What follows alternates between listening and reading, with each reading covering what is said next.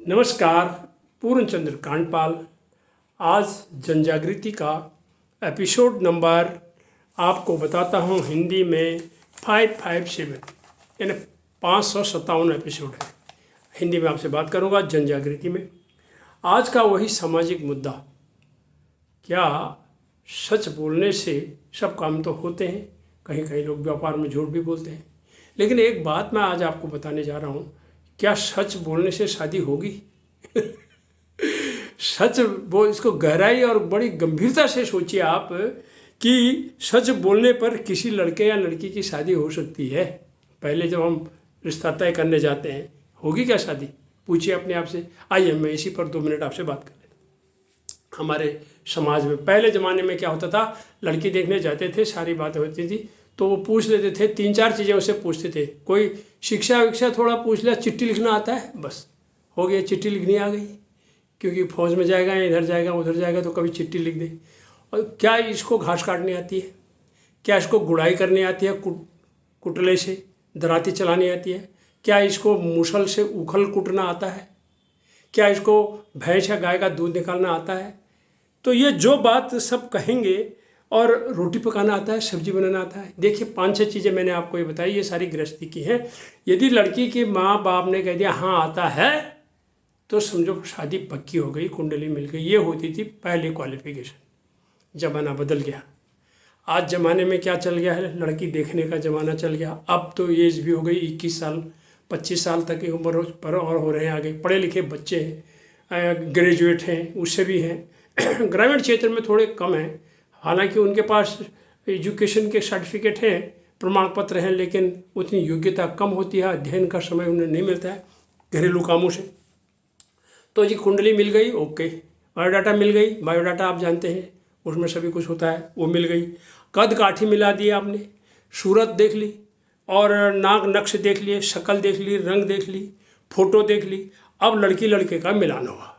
सारा काम करने के बाद जब भैया यहाँ शादी हो सकती है करके विचार हुआ, तो लड़के लड़के का मिलान हुआ। तो मिलान हुआ तो वो मिले जी। तो मिलने में आप वो जो पहले होमवर्क करके अगर जाएंगे कि मैं ये पूछूंगा वो पूछूंगा, तो कुछ बात बनेगी।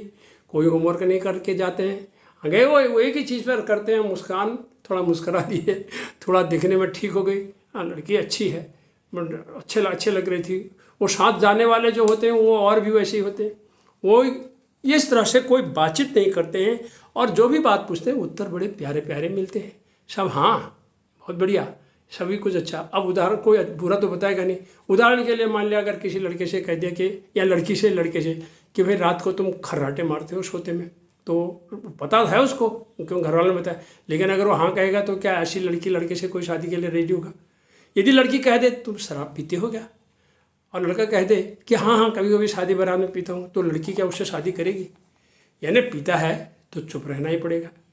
तो कहने का अर्थ यह है, इसी प्रकार से अन्य गुण अवगुणों का जो बातें होती हैं वो चंद मिनटों में, चंद बातों में नहीं होती।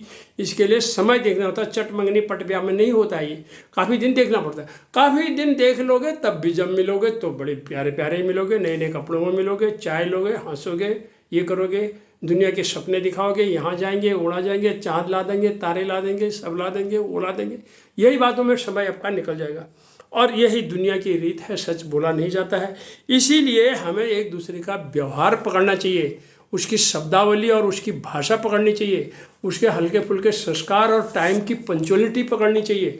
इन सारी चीज़ों को अगर आप देखेंगे तो आपको पता लग जाएगा। शिक्षा में बातचीत करने से ये जरूरी नहीं कि आप उसका प्रमाण पत्र देखिए, डिग्री देखिए, उसको अंग्रेजी का टेस्ट लीजिएगा और उसको ट्रांसफॉर्मेशन ऑफ सेंटेंस कराइए, ग्रामर पूछिए, शादी जिंदगी भर नहीं हो सकती।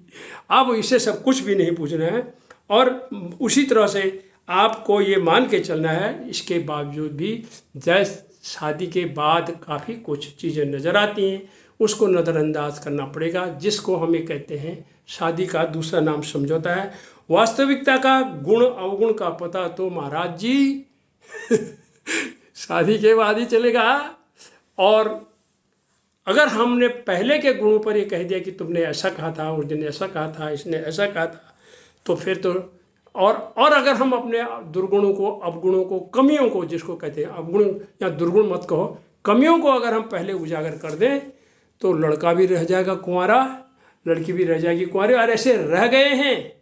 इसीलिए मैं हमेशा ये कहता हूँ कि जिसको शादी नहीं हो रही है, अगर 100 में से 70 मार्क, 10 में से 7 नंबर मिल जाते हैं, शादियाँ कर लो। बच्चे बूढ़े हो रहे, 30 साल की लड़की 35 साल का लड़का हो गया है, कब शादी करोगे, कब क्या करोगे। इसीलिए थोड़ा मोड़ा बातों को आगे बढ़ाओ, और सच ही सत्य अगर आप बोल दोगे, चाहे किसी भी हो, कैसे भी क्वालिफाइड हो, सत्य बोल के सब कुछ सामने सामने मेरे में ये कमियां हैं बता दोगे तो शादी नहीं हो सकती।